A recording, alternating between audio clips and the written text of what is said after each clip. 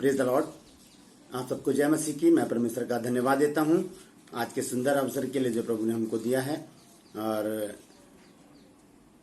एक विशेष टॉपिक फिर से मैं आपके सम्मुख लेकर आया हूं और मैं गुजारिश करता हूं कि आप इसे पूरा देखिए, इस वीडियो को पूरा देखिए और इसे शेयर भी कीजिए ताकि ये महत्वपूर्ण जानकारी बाइबल से है, इसे बहुत से लोग जान सके। क्योंकि ये जो टॉपिक है आज का, इस बात पर बहुत से लोग अनजान हैं, नहीं जानते कि सच्चाई क्या है। तो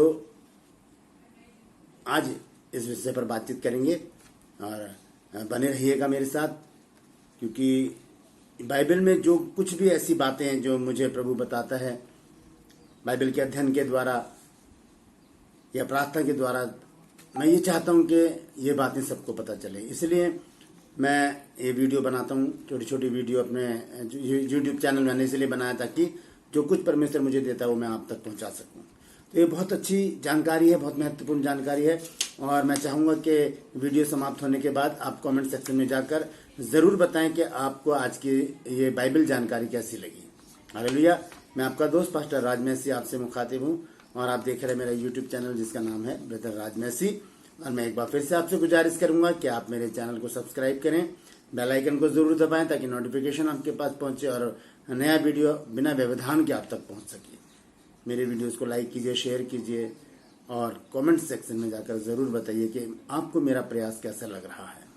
हालेलुया। तो आइए शुरू करने से पहले एक छोटी सी प्रार्थना करेंगे।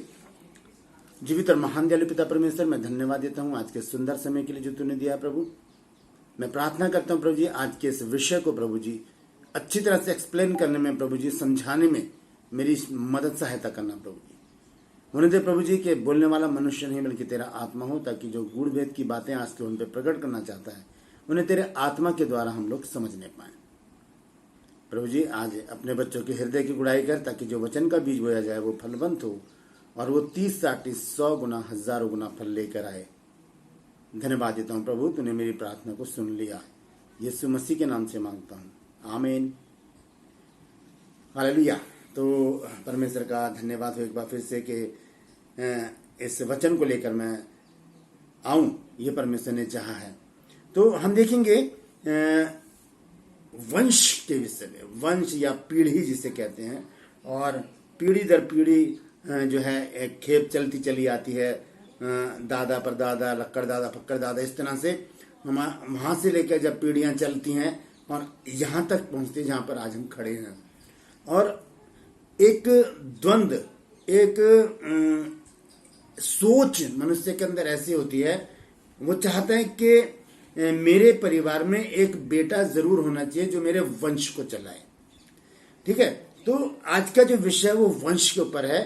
पीढ़ी को आगे बढ़ाना, कैसे बढ़ाएं पीढ़ी को आगे, अपने वंश को कैसे आगे बढ़ाएं, इस चिंता में मनुष्य क्या क्या नहीं करता ये हम सब जानते हैं।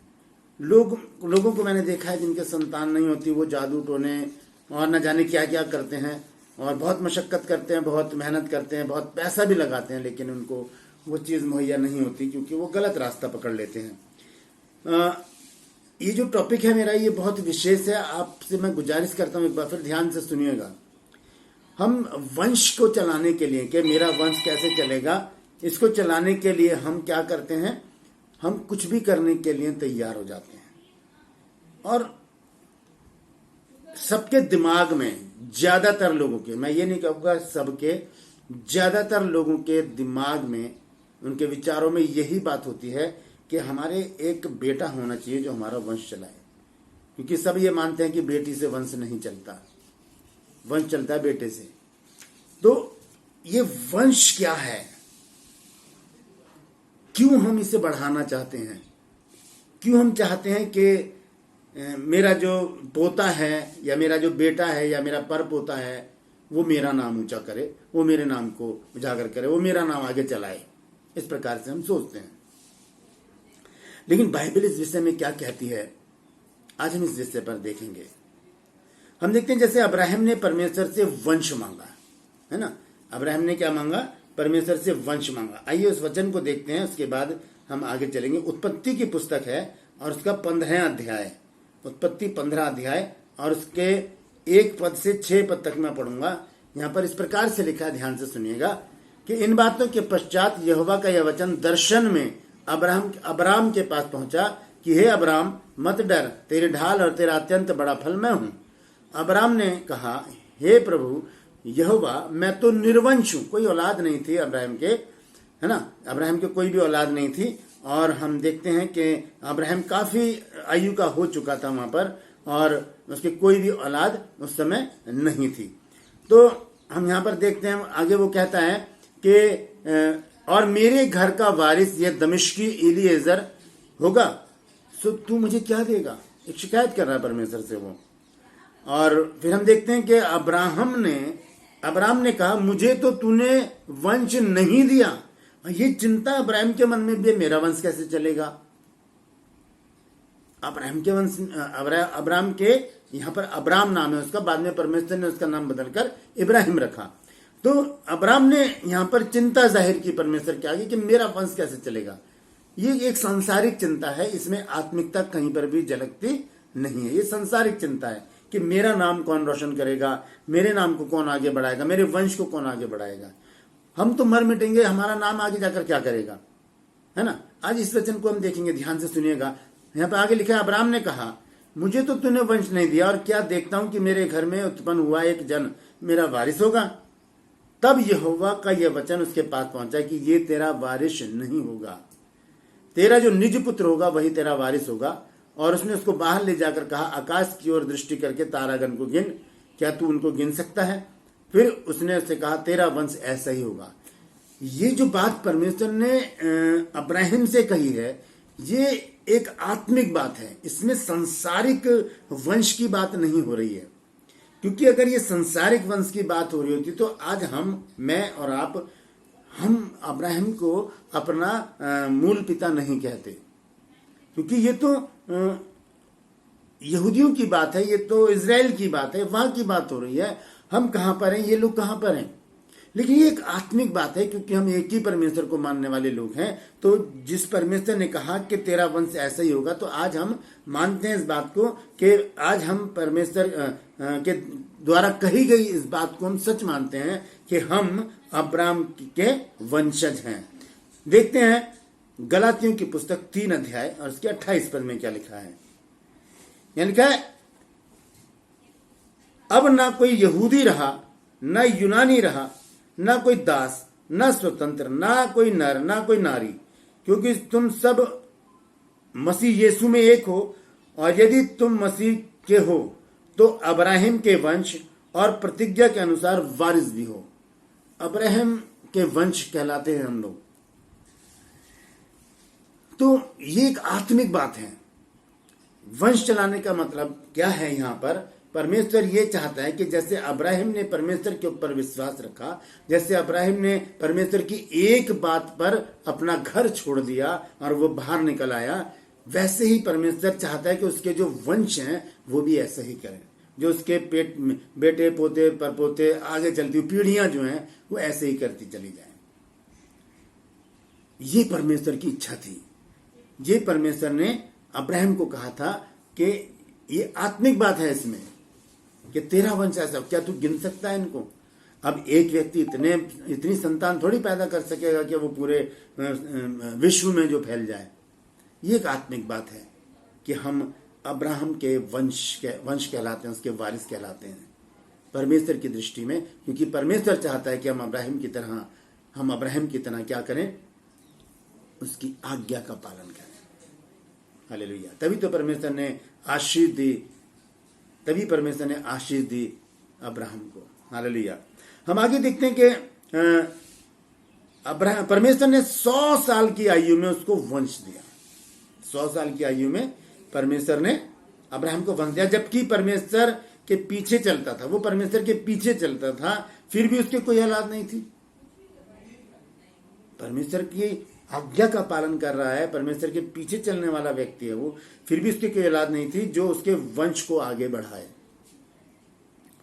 वंश के लिए शादी के बाद बच्चा होना भी जरूरी है ताकि हम वंश को आगे बढ़ाएं। इसलिए शादी करते हैं लोग कि हमारा वंश बढ़े। क्योंकि बहुत से घरानों में मैंने देखा कि जब बच्चों की उम्र ज्यादा बढ़ जाती है तो यही कहते हैं भाई शादी कर लो, आगे वंश भी तो बढ़ाओगे, कि कब करोगे शादी तुम।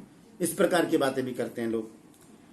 और हम यहां पर मैं थोड़ा सा एक पॉइंट ले रहा हूं, जिसे कहते हैं टर्निंग पॉइंट। यहां से मैं इस वचन को बदलना चाहता हूं थोड़ा। हम देखते हैं संसारिक रूप से मनुष्य इन बातों को लेकर चलता है कि मेरा बच्चा, मेरा वंश, मेरा पोता, मेरी पोती, मेरे बच्चे, इस प्रकार से लेकर हम चलते हैं। लेकिन वचन इस विषय में क्या कहता है, आइए इसको हम देखते हैं। यहेजकेल नबी की पुस्तक, उसका 16 अध्याय और उसका 20 पद का पहला हिस्सा मैं पढ़ूंगा। यहां क्या लिखा है? यहां लिखा है, फिर तूने, यहां परमेश्वर बातचीत करते हैं, लिखा है, फिर तूने अपने पुत्र पुत्रियां लेकर जिन्हें तूने मेरे लिए जन्म दिया। स्पष्ट है यहां पर दोस्तों, बिल्कुल क्लियर कट बात कही है परमेश्वर ने यहां, कि ये बच्चे जो हैं ये मेरे और आपके नहीं हैं, ये मेरे और आपके वंश को चलाने के लिए नहीं है, ये परमेश्वर के वंश को चलाने के लिए हैं, ये परमेश्वर की परंपरा को आगे बढ़ाने के लिए हैं, ये परमेश्वर के उस आत्मिक संसार को आगे बढ़ाने के लिए है। यहां पर लिखा है कि फिर तूने अपने पुत्र पुत्रियां लेकर जिन्हें तूने मेरे लिए जन्म दिया है। हम अपने लिए बच्चों को पैदा नहीं करते, परमेश्वर ने ये बच्चे हमें दिए हैं, वो परमेश्वर के बच्चे हैं। ये परमेश्वर ने हमें इसलिए दिए हैं कि हम इनका पालन पोषण करें, इनको अच्छी शिक्षा दें, आत्मिकता में बढ़ाएं, अच्छी बातें करें इनके साथ और इनको हम आगे बढ़ाएं, इनका ग्रोथ करें, शारीरिक भी आत्मिक भी, हर प्रकार से, क्योंकि ये परमेश्वर के बच्चे हैं। यहां पर साफ रीति से लिखा है, नोट कर लीजिए इस वचन को, यहेजकेल 16 अध्याय और उसका 20 पद। यहां पर साफ लिखा है, फिर तूने अपने पुत्र पुत्रियां यानी अपनी संतान लेकर जिन्हें तूने मेरे लिए जन्म दिया, उन मूर्त को नैवेद्य करके चढ़ाई। क्या तेरा व्यभिचार एक छोटी बात है ना? परमेश्वर के बच्चों से हम क्या करवाते हैं? हम ये बच्चे जो हैं ये परमेश्वर की देन है, ये परमेश्वर के। लिखा है वचन में, भजन संहिता 127 में, कि देखो लड़के यहोवा का दिया हुआ भाग है और गर्भ का फल परमेश्वर की ओर से प्रतिफल है। ये परमेश्वर की ओर से है। हम अपना अपना कह के मेरा बच्चा, मेरा वंश, मेरा बेटा, मेरा लड़का, ऐसे कह के हम क्या करते हैं, हम अपने आप को पाप में फंसा लेते हैं, क्योंकि ये वचन के विरुद्ध है। और हम देखते हैं कि संसार में रहते हुए हम बच्चों को डिसिप्लिन सिखाते हैं और मैनर्स सिखाते हैं, उनको ऐसा करना, ऐसा मत करना। संसारिक बातों में हम उनको आगे बढ़ाते हैं। जरूरत किस बात की है? मैं ये नहीं कह रहा कि संसारिक बातें ना सिखाएं बच्चों को, वो बहुत जरूरी है। बच्चों को 4 जगह से शिक्षा मिलती है। सबसे पहली शिक्षा उसे घर से मिलती है, वो जो घर में देखता है वैसे ही करता है। दूसरी शिक्षा उसे चर्च में मिलती है, मैं मसीहों की बात कर रहा हूँ। दूसरी शिक्षा उन्हें चर्च में मिलती है, जब वो चर्च में जाते हैं अपने मम्मी पापा के साथ, माता पिता के साथ, तो वहां देखते हैं, वहां पर वचन को सुनते हैं। तीसरी शिक्षा उन्हें स्कूल से मिलती है, जहां पर वो पढ़ाई करने जाते हैं। चौथी शिक्षा बहुत खतरनाक है, चौथी शिक्षा उन्हें संसार से मिलती है, जो कभी अच्छी शिक्षा नहीं देता। हालेलुया। तो 4 प्रकार की शिक्षा इंसान को मिलती है संसार में, पहले माता पिता से, फिर धार्मिक स्थान से, फिर स्कूल से, फिर संसार से। इस प्रकार से बच्चों का ग्रोथ होता है। फिर वो जैसी शिक्षा को वो ग्रहण कर लेते हैं वैसे ही उसमें वो आगे बढ़ते हैं। यहां परमेश्वर ने कहा कि जिन्हें तूने मेरे लिए जन्माया था उन्हें तूने अपनी इच्छा पर चलने दिया, अपनी इच्छा पर उनको चलने दिया। हम देखते हैं नीति वचन 22 अध्याय के 6 पद में लिखा है कि लड़के को शिक्षा उसी मार्ग की दे जिस पर उसको चलना चाहिए, और वो बुढ़ापे में भी उससे नहीं हटेगा, बुढ़ापे में भी नहीं हटेगा। क्योंकि बच्चा एक गीली लकड़ी के समान होता है, उसको जैसा मर्जी हम मोड़ लें। आपने देखा होगा बैंत के सोफे बने होते, कुर्सियां बनी होती, वो गीली लकड़ी से उनको मोड़ तोड़ के बना देते हैं। फिर जब वो सूख जाती है तो उसका सीधा करना बड़ा मुश्किल हो जाता है। तो बच्चे भी एक गीली लकड़ी के समान है, हम उनको जैसा शेप देंगे वो वैसे मुड़ जाएंगे, जो शिक्षा देंगे वो उसी में वो परिपक्व होते चले जाएंगे, उसी में वो आगे बढ़ेंगे। तो लिखा है कि लड़के को शिक्षा उसी मार्ग की दे जिस पर उसको चलना चाहिए और वो बुढ़ापे में भी उससे न हटेगा। यहां पर हम दो चीजों को देखेंगे। हम बच्चों को सांसारिक मैनर सिखाते हैं, जबकि इससे आत्मिक उन्नति नहीं है। हम मनुष्य परमेश्वर का नहीं, ध्यान से सुनिएगा, हम मनुष्य परमेश्वर का नहीं अपना वंश चलाना चाहते हैं। ये बच्चे परमेश्वर के हैं, लेकिन हम उन्हें अपना वंश कहकर क्या करते हैं, अपना वंश बनाना चाहते हैं, उनको अपना वंश कहकर उनको चलाना चाहते हैं। हम परमेश्वर के वंश को बढ़ाने की कोशिश ही नहीं करते।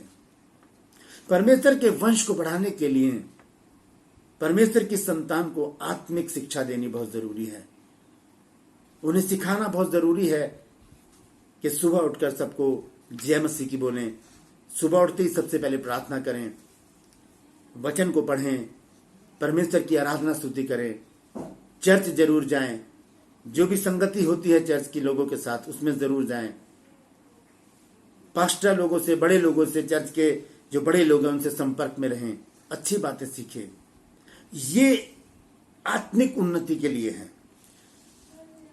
और हम परमेश्वर के वंश को नहीं, अपने वंश को बढ़ाने में क्या करते हैं, आत्मिक बातों को छोड़ देते हैं और उनको दूसरी बातों में, बच्चों को हम दूसरी बातों में लगा देते हैं। फिर ना वो बाइबल पढ़ सकते हैं, ना वो प्रार्थना कर सकते हैं, ना आराधना कर सकते हैं।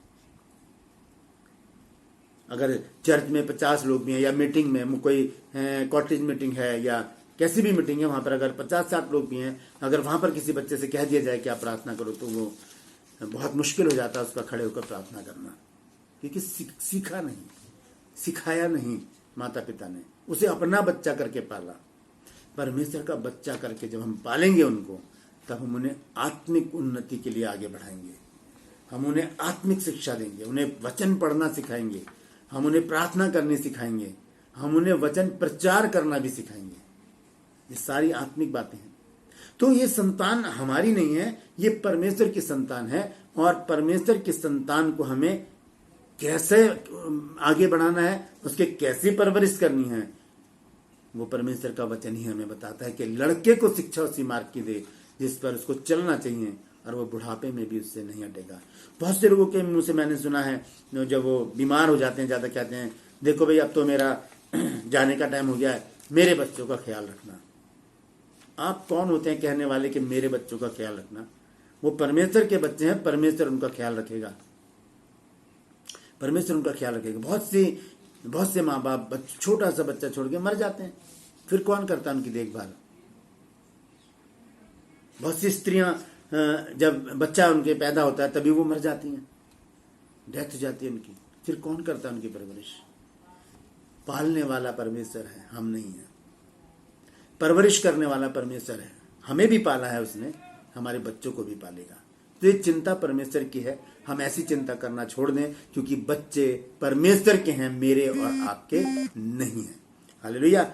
और आगे हम देखते हैं कि हम क्या करते हैं कि हम पूरी तरह से इस बात को नजरअंदाज कर देते हैं, इग्नोर कर देते हैं कि ये संतान तो परमेश्वर की, हमें परमेश्वर की संतान होकर इनको पालना है। और हम इसी प्रकार से क्या करते हैं, अपने बच्चों को सांसारिक शिक्षा में झोंक देते हैं अच्छी तरह, ये करो वो करो, ये करो वो करो। हम उन्हें परमेश्वर की संतान रहने नहीं देते, हम अपनी ही संतान बनाकर उनको पालने लगते हैं। हम इस बात का मैं आपको बताना चाहता हूं कि हमारे अंदर एक प्रकार का एक क्या कहते हैं उसको, घमंड सा होता है, घमंड या अभिमान भी कह सकते हैं उसको, गर्व भी कह सकते हैं। बहुत सारे नाम है, लेकिन एक सही शब्द जो है वो गर्व करते हैं। मेरा बेटा है ना, ये मेरा बेटा है, ये मेरा गोत्र है, मैं इस जाति का हूं, मैं इस परिवार से ताल्लुक रखता हूं, मेरे पापा ये थे, मेरे पापा वो थे। मैं करते करते हम अपने आप को क्या बना लेते हैं, घमंडी बना लेते हैं। हम गर्व करते हैं हम व्यर्थ की बातों पर। कहाँ है परमेश्वर? इन बातों में कहीं परमेश्वर दिखता है?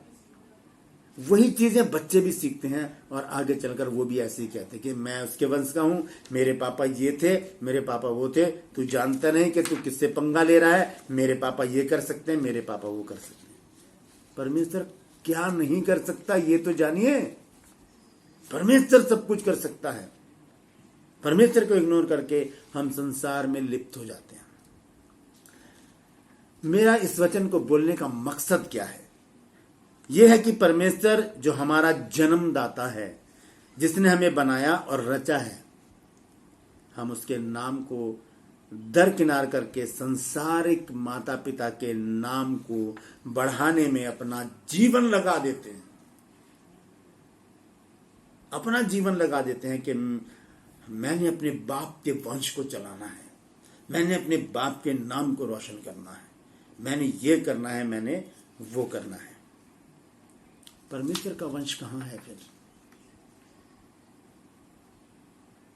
हमें अपने बच्चों को सिखाना है, आपको कहना है कि मैं परमेश्वर का वंश हूं।